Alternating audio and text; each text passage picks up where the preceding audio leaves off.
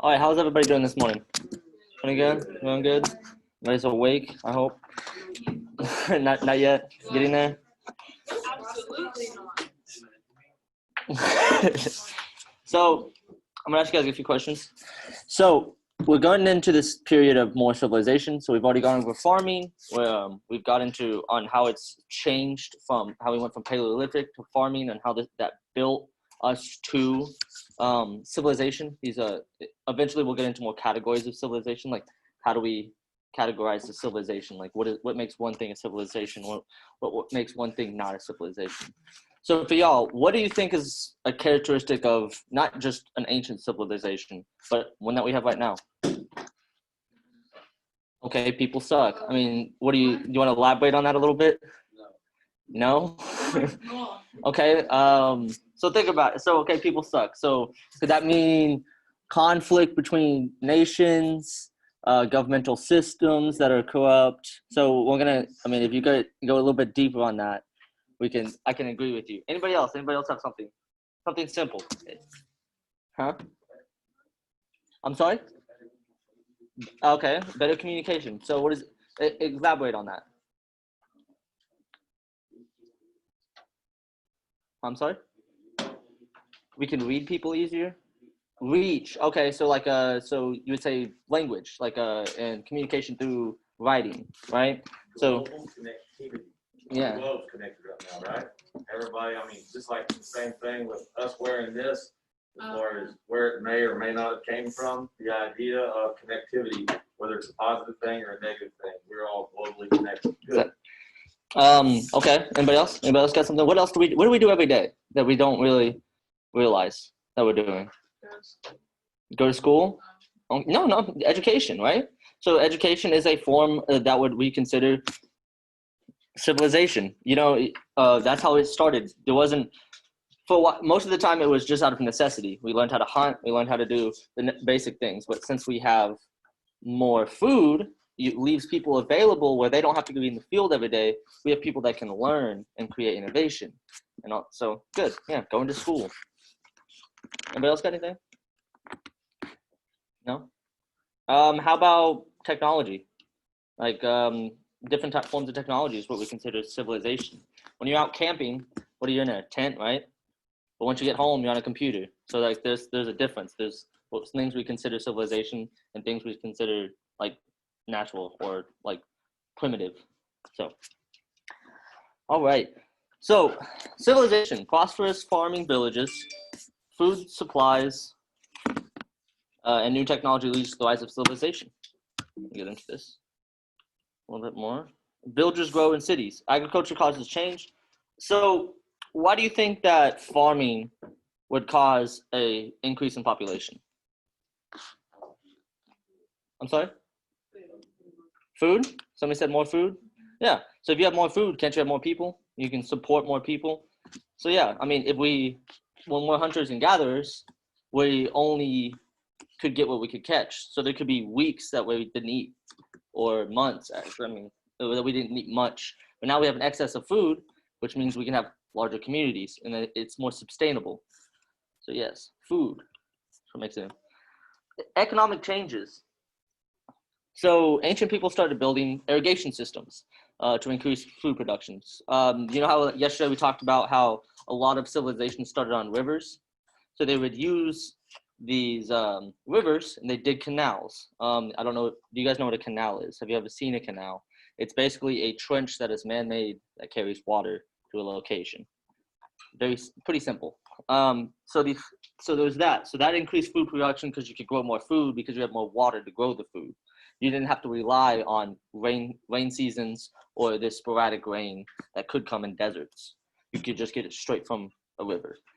So food surplus frees some people up to develop new skills. So if you're not farming, what else could you do? Anybody? What else could you do if you're not farming? Hunt? Hunting. So you might still have people hunting at this time. But that would be for fur trade. So you have these fine furs. What else? I'm sorry? gather. Okay, you guys are thinking primitive. Let's think of modern, more like what you would do for a city. Build a store. Okay, build. So you're building houses, and so you're building yes. So you're building. So you have people become masons. This is specialty. We're gonna get into these idea of developing new skills. So we have these specialties. So we have people that are masons that build buildings. We have people that are crafters that can make benches, chairs, tools, anything like that. So we have this development of skills that was not possible when everybody's hunting. We have priest. Used to be you couldn't just be a priest. You also would have to be a hunter. So you could have these people that would just specialize in being priest or holy people of holy nature. So this developed the idea of specialties. You could do things. You could become a teacher. You could become a coach. If we're gonna think of this in modern times, you didn't really need a lawyer when you were in hunter and gatherer. Who really cared? But now we have property. You have this idea of property. So you need lawyers, you need doctors, stuff like that developed because of this surplus of food. So craft people make clothes, objects traded for profitable for exchange of goods. So if you couldn't make it there, now we have these complex trading systems through craftspeople, clothing, objects, stuff like that. And that, in exchange, is an exchange of goods. So trade developed. The invention of the wheel, sails enabled travelers to travel longer distances. So we have these interconnected communities through transportation of the rivers, of wheels and carts, camels, horses, stuff like that. So we get into this idea of what we would think of modern civilization being developed. Because now we can jump in a boat and travel across the world, but back then you could only travel as far as the winds would take you. So, and your technology. Social changes. We talked about this last class on how we saw a development of social classes. We had the poor, you had the rich, the nobility. They started to develop in these times because there was this allocation of resources. And then also religion began to be more organized. So we had more, there started to be more gods and goddesses for each of these religious areas. And so that started to develop also. Sumer. So does anybody know anything about the Sumer civilization by any chance? No? Not anybody? So do you guys remember us talking about that region in Iraq between the two rivers yesterday, right? So this civilization is located in Mesopotamia. It's just right in that little area, probably in the northern Iraq. So it was located there. It was one of the first civilizations. It had a complex culture. So it was advanced cities. It had specialized workers. It had institutions, which institutions basically means like it had a governmental system. It had religious system. It had all these things that we like. So basically, the best way to put it, institution, it's like something that has base in a governmental society, like education. Like we have an education system. It's an institution. The college is an institution. The high school is an institution. It's kind of like that. They had complex instructions, so they developed a language and were able to organize and develop plans for city building, city planning, stuff like that. Record keeping. So we talked about this yesterday with the development of writing. And then advanced technology. So we start to get into the Bronze Age is what we're starting to get into once we get civilization. We started to get rid of our stone tools and we started moving to more bronze tools. Can anybody tell me why bronze might be a better idea than stone? I'm sorry? Durability, yes. I'm sorry? It's easier to shape, good. Can anybody think of maybe it can make more complex shapes, like spearheads that are more complex, blades? It was more versatile than stone, basically. So advanced cities with larger populations arise, becoming center of trade. So if you have a lot of people in your city, don't you think traders are going to want to come there to trade so they can make more money, right? So these large population centers became beacons for trade, transfer of ideas, goods, services, stuff like that. Specialized workers. So the specialization became developed. And we have artisans that make goods that show skill and artistic ability. So when you go to Walmart, that stuff's cheap, right? You know, everything looks cheap. But if you go online, you can find somebody's Etsy profile or whatever it is online, and then they make these complex, beautiful. You take the same thing. A bowl at Walmart's what, like 50 cents sometimes, a white bowl. But you can go online, you can find a similar bowl, but with more craftsmanship for almost $100. So it's like these artisans make goods that show skill. There's a lot of skill that is being shown, so it increases their value. And then also with the skilled, not everybody knows how to work copper and bronze. So this develops a sense of like metallurgy and these skills that are needed that take long periods of time to develop. And so you see guilds being created from this and societies. So complex institutions. So this is what we were talking about earlier. So complex institutions, governments, religion, and economic institutions are established. What does the government do exactly? When we think of the government, what do they do? On the simplest. Establish laws. Good. It's right. What else? Take your money. So taxes, right? Taxes is not a new thing. Taxes has been around since ancient times. It's nothing new. What else? Well, they didn't really have a sense of currency, but they did. It was like they would give like a certain amount of grain. They'd give a certain amount of pottery. So they would give like a good as their taxes. And it depended on what you did is how much you got taxed. Just like how much you get money you make now is depends on how much money you get taxed. So what else does the government do? Anybody? What else? Haven't heard from this side of the room. What do you guys think?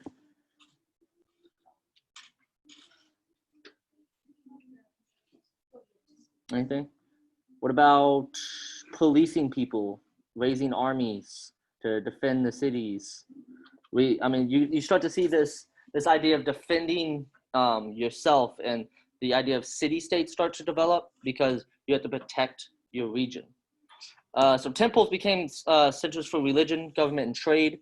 A lot of temples were actually used as locations to store grain, goods, manuscripts, knowledge, stuff like that. So temples in ancient society became the beacon of what we consider modernity, and this is where all the institutions were used. There was palaces inside these temples. That's where the king stayed, or somebody of higher status.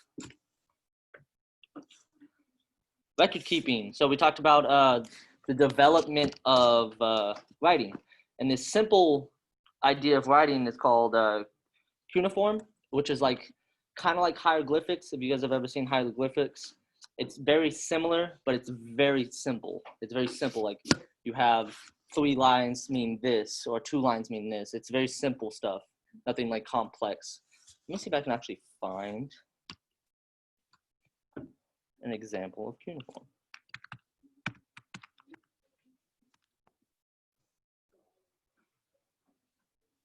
Okay. See if I can find an image of cuneiform. All right, so the best, actually, I think this is a good one for cuneiform. So if you look right here, see how it's just kind of like a bunch of triangles and stuff like that?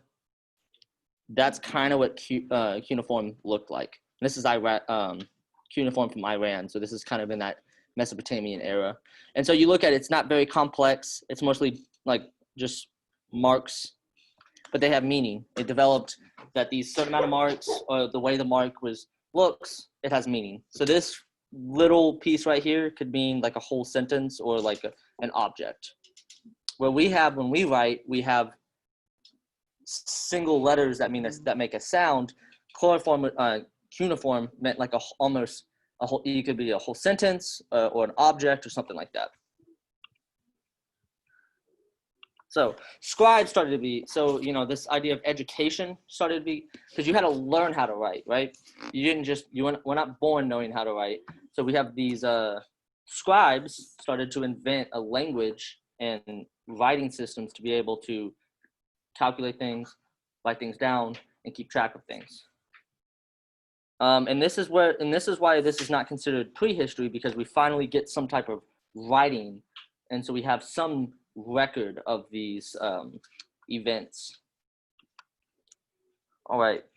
Before we move on, what do you think? What were they writing on at this time? Did they go to the rocks, right? And they were what, like a chisel and a hammer? So they weren't going to the store and buying paper and using a pen, right? They were chiseling on tablets. Do you think that would last a lot longer than paper?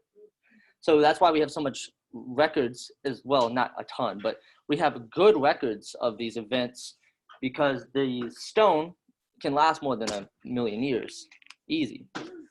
So that's why we have so much, not so much, but good records of some of these civilizations. Ooh, crap. 21. All right, so improved technology, new tools and techniques make work easier. So we get into this Bronze Age, where we talked about copper. So stone and copper is good, but there's an alloy of tin and copper that makes bronze, that makes even more durable tools. Like you said, durability is important when you make tools. There's also the invention of different farming implements like scythes, plows, things of that nature, to make it just easier to farm, and also easier to make other objects also. Has anybody ever played with copper? You kind of it's malleable, right? You can kind of just do this. It's really flexible, and it kind of breaks down. But bronze is an alloy of tin and copper, and it makes it more rigid, and it's actually a lot stronger. All right, so we're gonna do a little bit of a case study so you can kind of learn about at least one civilization. I could probably talk all day about different civilizations, because this is actually my favorite time period. But anyways, so the city of Ur was a Mesopotamian city. It was almost like a city-state. They would have a city god it's called a patron god, this is the god that is the founder or the protector of the city.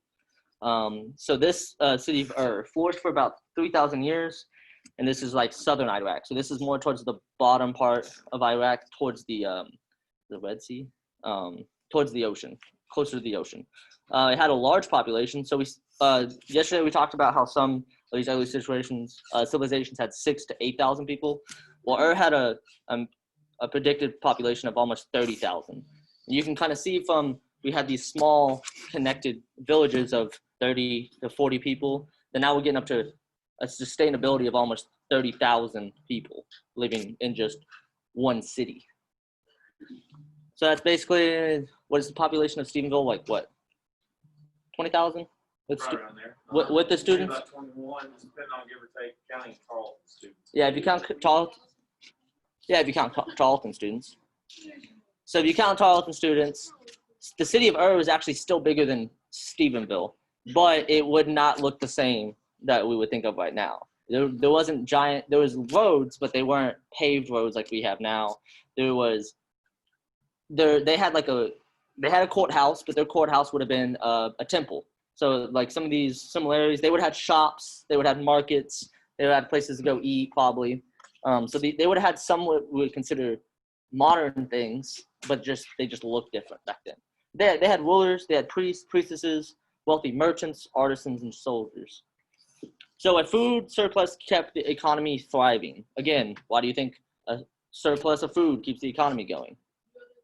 Because you can do other things. Exactly. So if you have a surplus of food, you don't have to go out and hunt your own food. Now you can focus on whatever you want to do. If I want to build beds, I can go build beds. If I want to build weapons, I can build weapons. If I want to build fine jewelry, I can go build fine jewelry. So it opened up opportunities to be able to do these specialized crafts. Life in the cities. Do you think they had sewage like we do now? Do you think they had toilets? Do you think they had water coming into the cities? No, right?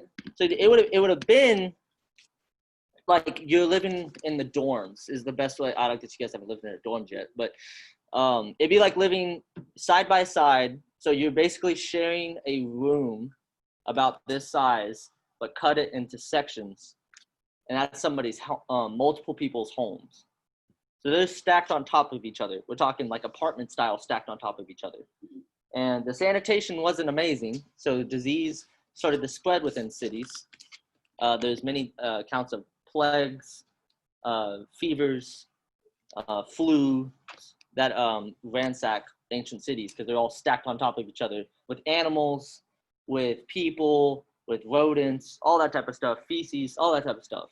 So, I mean, life in the city was good. It was better than out in the country, but it still wasn't perfect. So families lived in small houses, tightly packed near one another. So yes, basically shoulder to shoulder.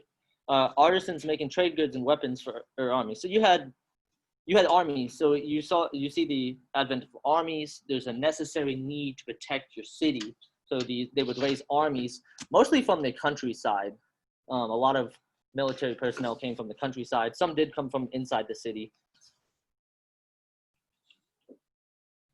So they had a thriving trade system. So we said that they didn't really have money, so they bartered. Does anybody know what bartered is? Bartered? Yes, ma'am. I'm sorry? You don't know? Okay. How many of you have been on like Harris County buy, sell, and trade?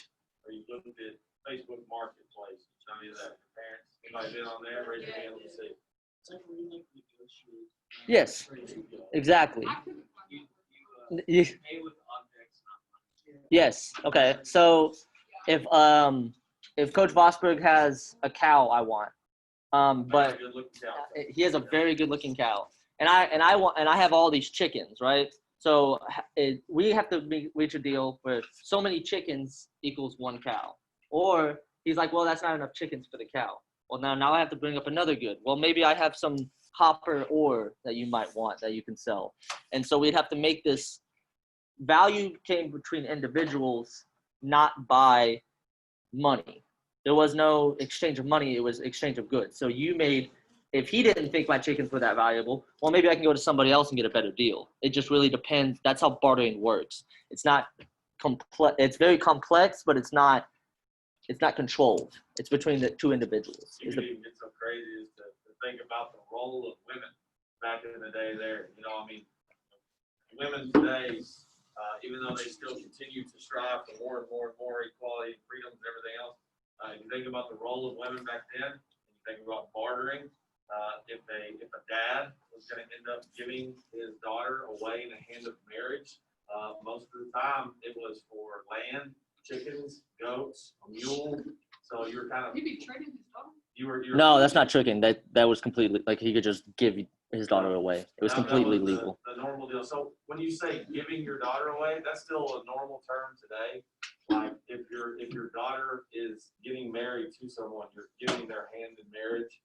So most of the time, and then sometimes men still go ask the dads for their hand in marriage. It's kind of like a common courtesy, the old kind of deal there.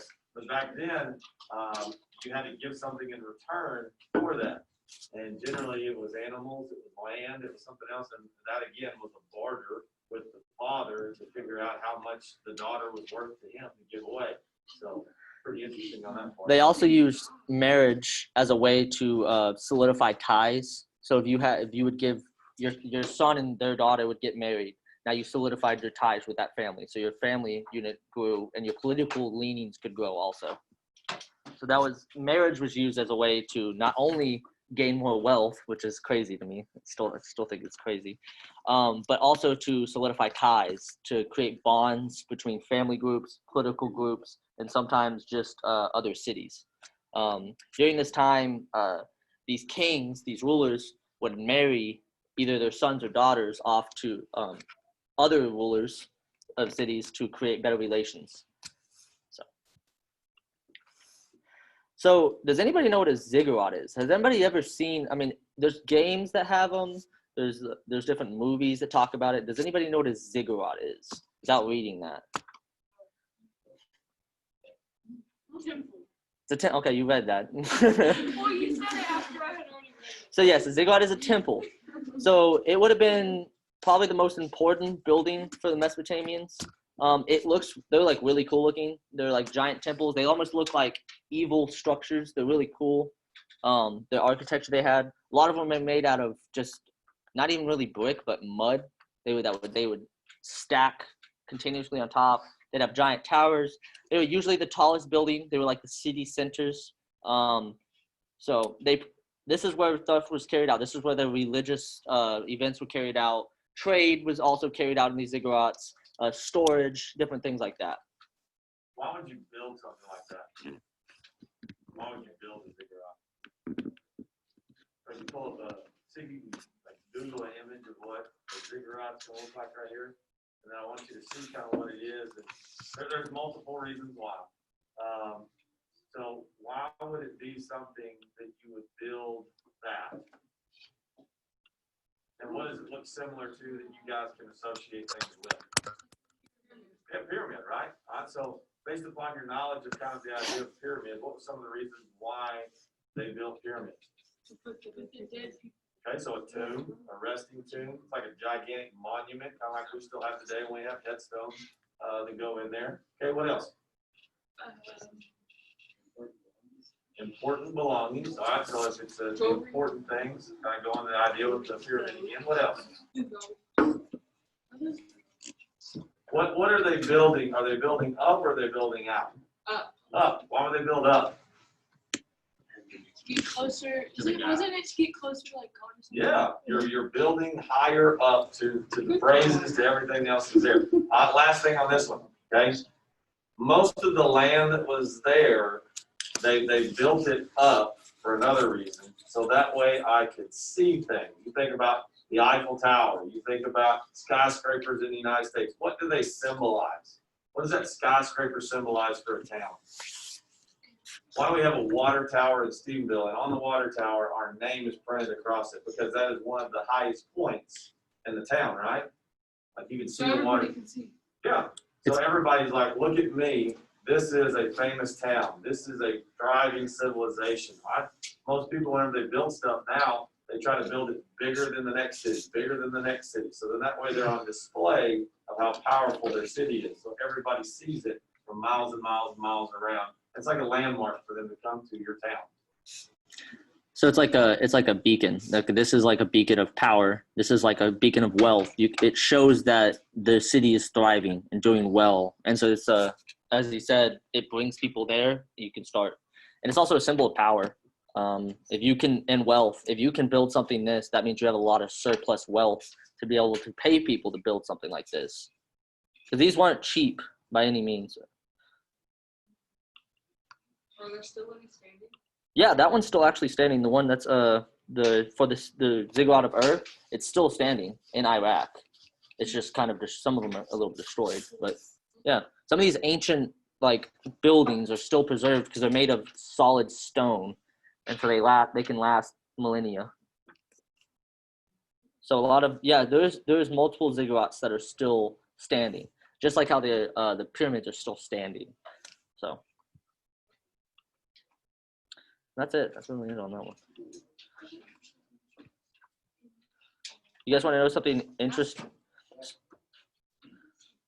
So we talked about the gods and goddesses of Mesopotamia. So there's a stark difference between the Egyptian gods and the Mesopotamian gods. Does anybody know that difference by any chance? No? So the Egyptian gods were considered more giving and more prosperous, and they had a lot more they were more giving, more loving. But the Mesopotamian gods were more kind of cool. Sometimes could just wipe off cities just off of a whim. They were more like what we consider like a tyrannical gods. They were a lot meaner. So the reason for this is that so we have two rivers in Tigris and Euphrates, right? And there's one river in Egypt, right? So there's the Nile River, and then there's the Tigris and Euphrates. These are civilizations that are basically right next to each other in terms of ancient times. So the Mesopotamian gods were like horrible because the flooding seasons inside of Mesopotamia were very unpredictable. They could happen at any time. And so it was very violent, very like uneasy. So it could flood at any time. But the Nile had very predictable flooding patterns. So they could actually control the floodwaters. And and they knew exactly when the water was going to come, when the land was going to be flooded. So it was more predictable. So they had more caring gods, if that kind of makes sense. So, and I don't know, did it talk about flood stories by any chance? I mean, we have time, so I can tell them about it.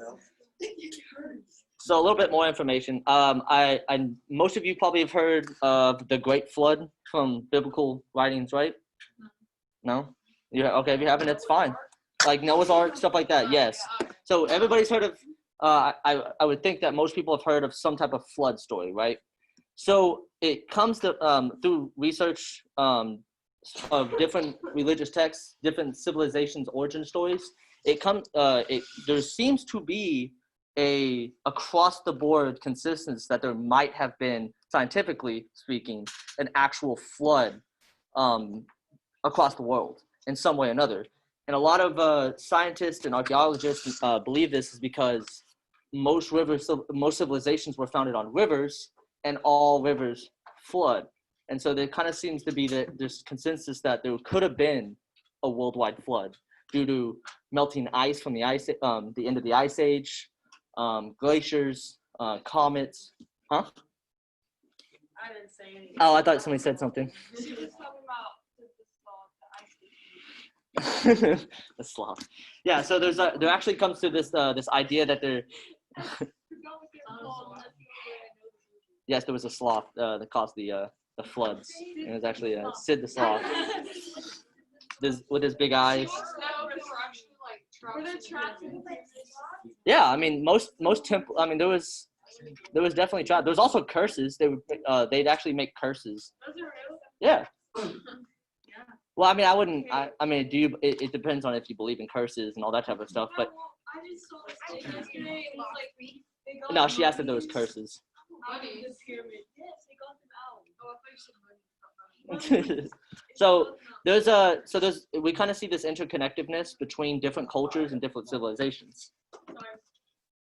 So this flood story can seem as one way that you can connect different civilizations throughout time.